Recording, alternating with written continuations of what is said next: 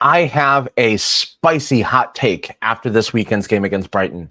Stick around until the end to find out what it is. It's the Newcastle United Digest. Let's go.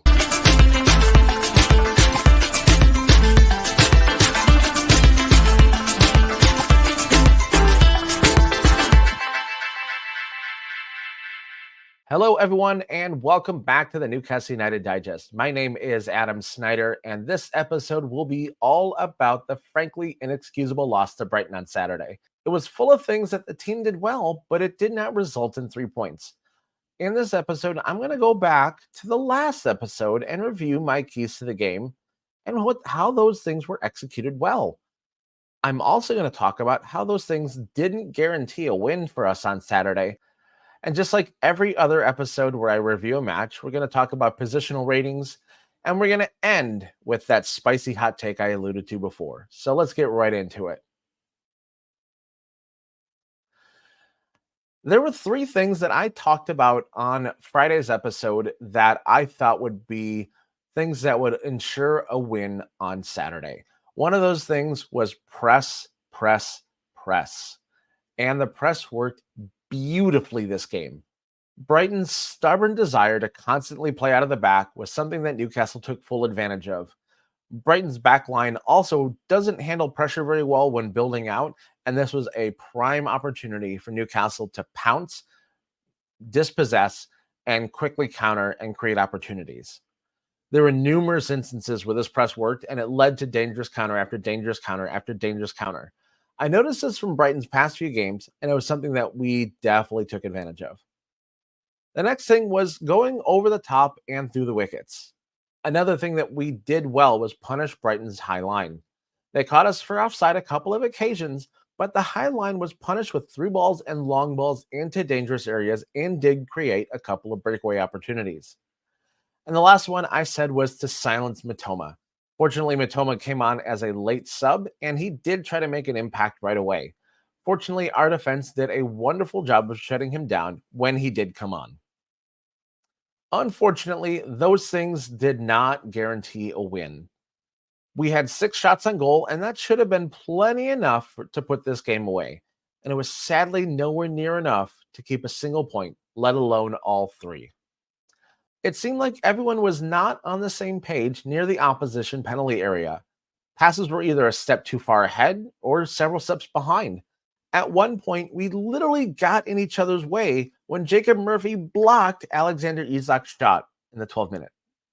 It took nearly the entire first half before things clicked again, but it all came undone once again as subs came on throughout the second half. And it wasn't just the missed connections that resulted in missed opportunities. Both Anthony Gordon and Alex Isak had golden opportunities on those breakaways that I just mentioned, and they both resulted in very easy saves for Brighton's goalkeeper. Isak's shot placement in the first half should have been directed more toward a corner, even though the keeper was off his line and did make himself big. However, the one that really was squandered was Anthony Gordon's. He should have taken at least one more touch to prepare himself for a better shot. Granted, it would have given the keeper another opportunity to get set, but I really genuinely believe that one touch and a well-executed touch would have resulted in a goal at that point. Instead, he rushed the shot, scuffed it, and it went straight to the keeper. And just like our last game against Everton, the missed opportunities cost us dearly. Only this time around, we couldn't hang on to a 0-0 draw, and that's because, well, Danny Welbeck punished us. And that's just what he's been doing to everybody so far this season. Welbeck scored his 5th goal against us, and that equaled his entire goal tally for all of last season. And now let's talk about ratings by position. And we're going to start in the back with Nick Pope in goal. And I'm going to give him an 8 out of 10. Losing 1-0 on a goal that really isn't Pope's fault shouldn't really affect his score for this game. He was not called upon a whole lot, but Nick Pope did well to command his penalty area in corners and crosses. He wasn't under as much pressure as he has been in games past, so he was able to distribute the ball better. He also came up with some key saves that did keep us in the game even when we went down 1-0. For defense, I'm going to be a little bit harsher, and I'm going to give them a 7 out of 10. If we would have kept a clean sheet in this game, it would have been a 9 or a 10 out of 10 game for me. A lot of the shortcomings from the back line were mostly not evident in this game. Tino Livramento and Lewis Hall were immense, and Dan Burn came up with a massive block to save a surefire goal. Unfortunately, it was Byrne who got caught upfield on Brighton's goal and really did do a lot to track back. He left Cher in a 2v1 situation with Welbeck and Reuter, and no matter what Cher does in that situation, he's going to get burned. It's this play that dropped the defense's rating down to a 7. It's really, really sad because really, I have to give the midfield a 9 out of 10 today because this and the game against Man City were the midfield's two best performances of the season for me. They did a great job of dictating play in the center of the pitch, and they contributed well on both ends of the field. When you see Tonali jumping into the attack and bombing forward like he did, you know things are clicking very well for them, and they have the confidence to move forward and jump into the attack like I was expecting this midfield trio to do. It happened. Unfortunately, they didn't have a whole lot of help up front, and that's why I have to give the forwards a 6.5 out of 10 this week. I want to give them a higher score, but I just can't. The attacking core created chance after chance, and they really executed the press well. No matter who was in that front three, Gordon, Isak, Murphy, Miggy, Barnes, the issues were the same. Everybody was a half step or full step out of sync with each other. It showed in the passing and timing with each other, and that Jacob Murphy block that I mentioned earlier. When things actually did click, the golden opportunities were presented to them. They could not do the one thing that they are paid very handsomely to do, which is put the ball in the net. It's a frustrating afternoon for a talented group of individuals, but they simply have to do better. On set pieces, this is a whole team failure. I have to give them a 5 out of 10 for this. The Brighton goal came off of a long free kick that nobody was really truly prepared for. And it wasn't the fact that it was a free kick that was quickly taken. It wasn't. There's no reason that Dan Burn should have been caught as far upfield as he was on this long free kick. And if he would have been set and been in position or just not trotting back, he would have been able to assist Cher and possibly prevent this goal from happening. As a result, you have Lewis Hall coming over to try and cover. It just wasn't enough. And it wasn't enough in time because Cher was already caught in a 2v1 situation and he was hung out to dry, just like Nick Pope was on the goal. On the other side of the ball, you had some frustrating set pieces on that side as well. You had the one missed corner where, once again, a lack of communication came into play, where Byrne and Joe Linton fought over a ball on the far post. And later on in the second half, Longstaff scuffed a free kick down the stretch, and he couldn't even clear the first man. That is the sign that things are not going well, because that is one of the cardinal sins when you're taking a free kick in the offensive third. You have to clear the first man, especially when a free kick can be treated like a corner kick. It just should not happen.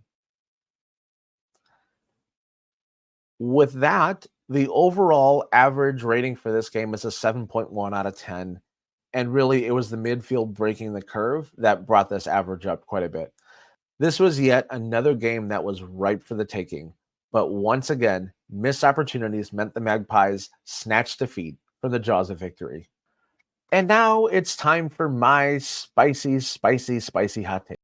And my spicy hot take has to deal with the situation that I think is starting to potentially brew at Newcastle United. I'm going to say this up front. I don't have any insider information. I'm not going off of any sort of information. I'm just going off of pure vibes and my history of watching sports over the years. I'm also not saying this because I think this should happen. But unfortunately, I can possibly see the beginning of the end of Eddie Howe at Newcastle United. Given the performances that we're seeing, the results, the fact that we've only scored one goal in 4.5 hours of football, and that is a penalty kick to AFC Wimbledon, I can start to see the screws starting to be turned on Eddie Howe. There has been a lot of speculation about Eddie Howe's future at Newcastle United since even the preseason training camp. You had the departure of Amanda Stavely and Merdad Gadusi, who adored Eddie and still do. They were also his biggest cheerleaders. But with them out of the picture, and you also had the appointment of Paul Mitchell and his subsequent hirings. There's a lot of friction that's going on between them as well. You couple that with the speculation about Eddie Howe being named on the short list to take over as England manager. All of these things really could mean some things are going on behind the scenes that we're not privy to, and it could mean bad news for Eddie Howe. In sports, you see tension like this on a frequent basis. When things aren't going well on the pitch, or you have a change of philosophy, you have a change of general manager here in the United States, you have all of these things that happen, and this tension has one or two effects on teams.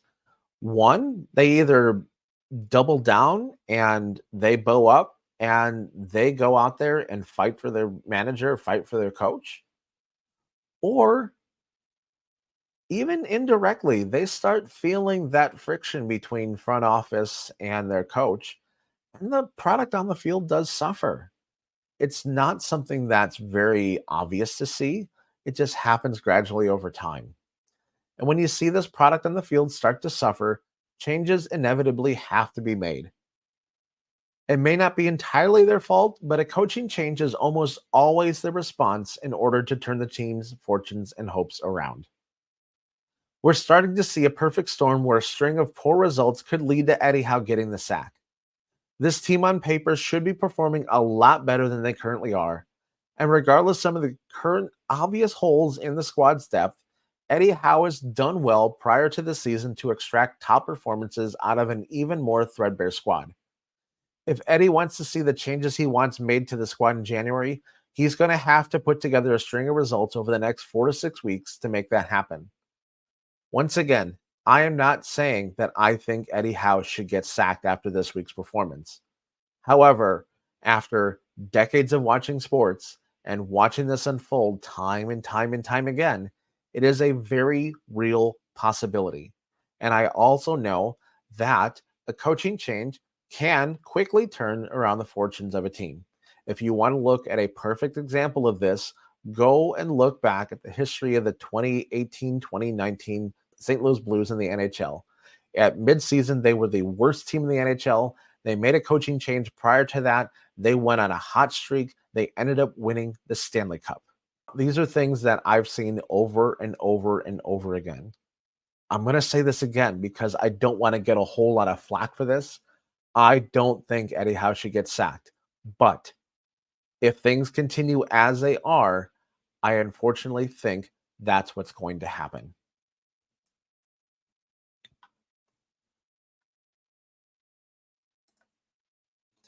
So what do you think? Are you seeing things the same way I am? Can you see the beginning of the end for Eddie? Or do you think Newcastle will continue to have faith in him to do the job? Better yet, how much worse do you think things need to get before they lose faith in Eddie? Let me know in the comments below. And if you like this video, be sure to hit that like button and subscribe to the channel for more bite-sized Newcastle United chunks. That's all for this episode. My name is Adam Snyder from the Newcastle United Digest. Bye for now.